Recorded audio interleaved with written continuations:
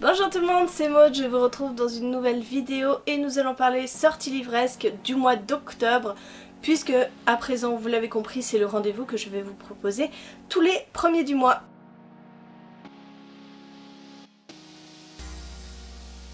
Alors il a fallu faire un choix pour ce mois d'octobre parce qu'il y avait énormément de sorties qui me tentaient. Énormément, mais je vais vous parler de celles qui me tentent le plus.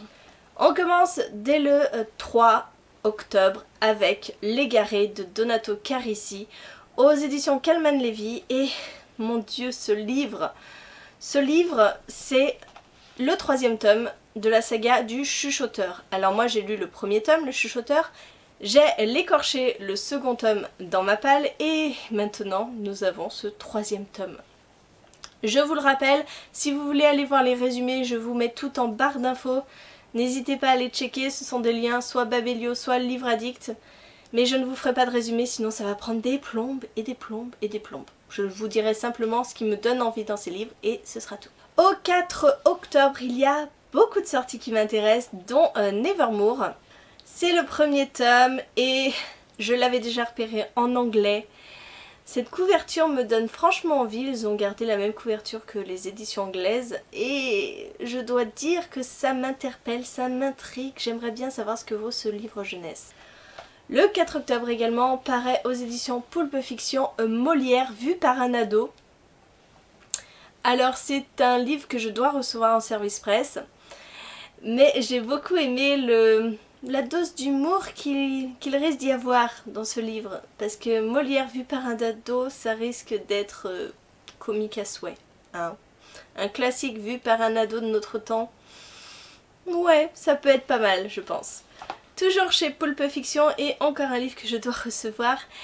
Et là c'est plutôt le titre qui m'a interpellée parce que c'est quelque chose que Julia dit assez souvent. Au lieu de dire spectacle, elle dit pestacle, mais je crois que tous les enfants doivent dire la même chose. Et là sort le livre Dans le monde pestaculaire de ma sœur Minnie et son vilain lapin de Lisa Evans. Voilà, rien que le titre, la couverture fait le job et je sens que je vais bien rigoler à cette lecture. Toujours au 4, sort Je peux te voir de Karina Rosenfeld. Et là, eh bien c'est chez Gulfstream, dans la collection Echo, si je ne dis pas de bêtises. Eh bien j'aime beaucoup ce que fait Karina Rosenfeld, donc une nouvelle sortie, ça m'interpelle. Nous sommes plutôt dans la vie après la mort. Toujours le 4, et ce sera la dernière sortie à cette date-là, nous avons L'île au manoir de Estelle Faye, paru chez Scrinéo.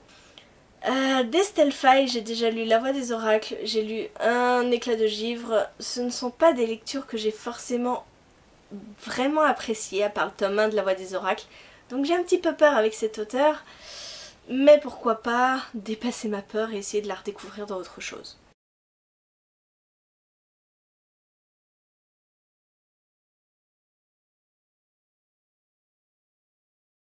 On passe au 10 octobre avec la partie 2 de Iron Gold de Pierce Brown. C'est la suite donc de celui-ci qui est le tome, enfin la partie 1. La partie 2 sort en octobre et je vais me jeter dessus parce que ça, c'était une trop grosse introduction, il me faut la suite. On passe au 11 octobre et là il y a encore une fois beaucoup de sorties.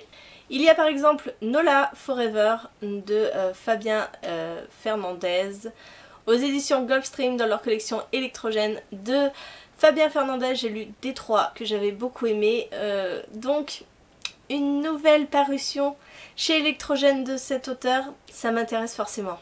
Sort aussi dans un style thriller Inexorable de Claire Favant et c'est chez La Bête Noire de chez Robert Laffont.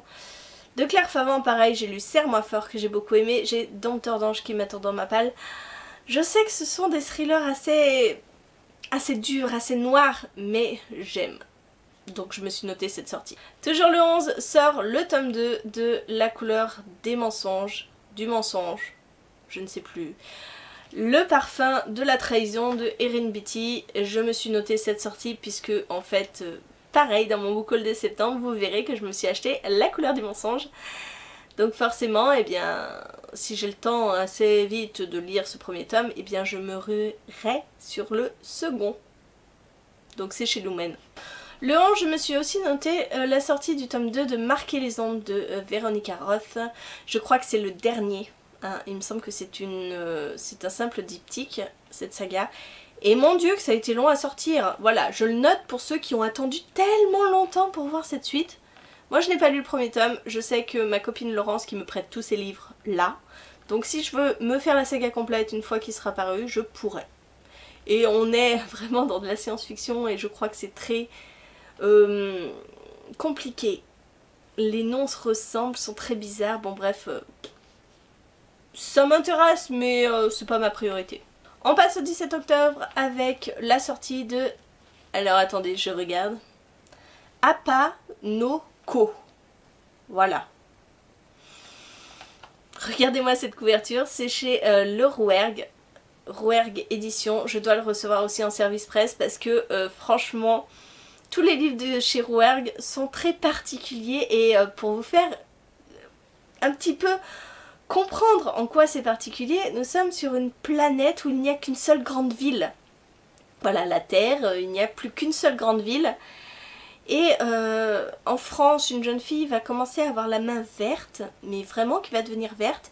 Et de l'autre côté du monde, au Japon, il va se produire la même chose. Un garçon qui va commencer à avoir une main verte.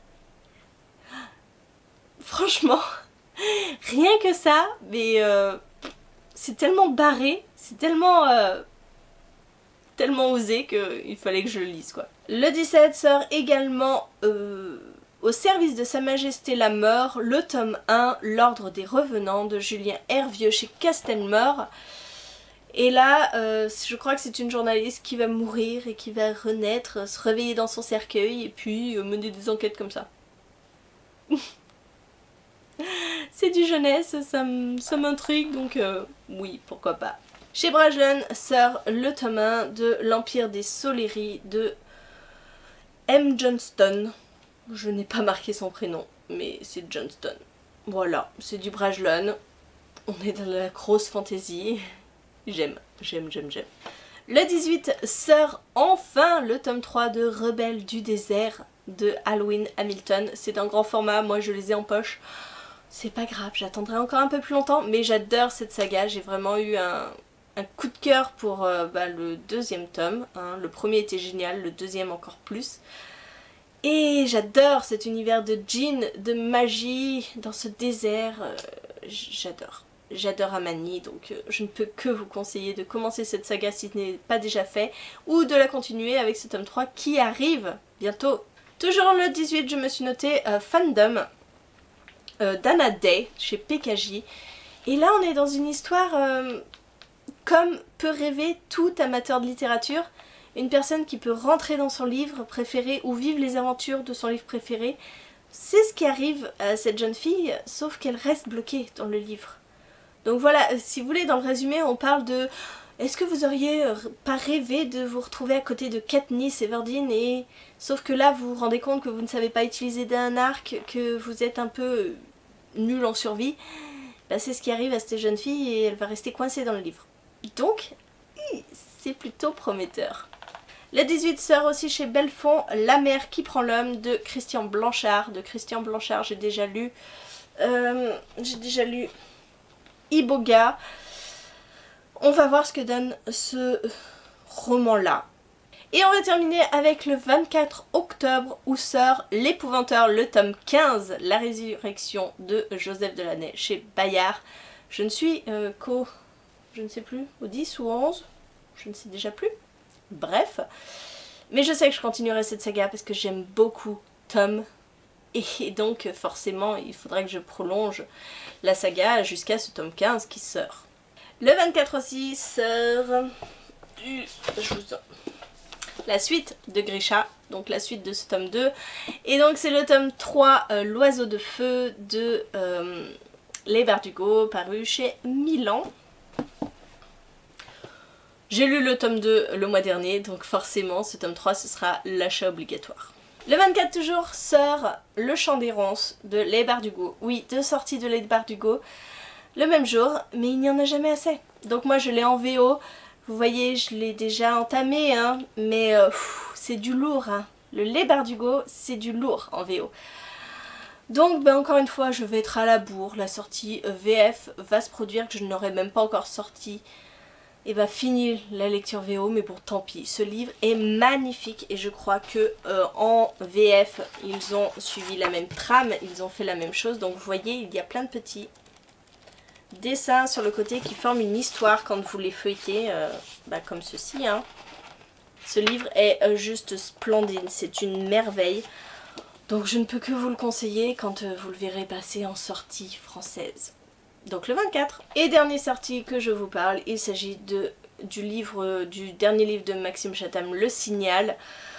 Si vous ne le savez pas encore, je crois que j'ai lu tous les Maxime Chatham.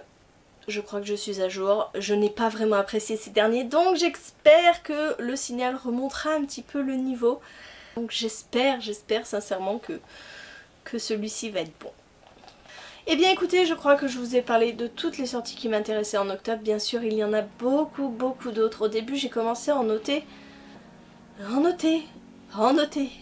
Mais après, je me suis dit non, c'est pas possible. Je peux pas vous parler de tout ce qui sort. Ce n'est pas possible. J'espère que cette petite sélection vous aura aidé, vous aura donné envie peut-être de vous ruer en librairie dès leur sortie. N'hésitez pas à me dire les sorties qui vous tentent vous, celles que j'ai pu oublier. Et en attendant, je vous fais des gros bisous, je vous souhaite une très bonne journée, de très bonnes lectures et je vous dis à très bientôt pour une nouvelle vidéo.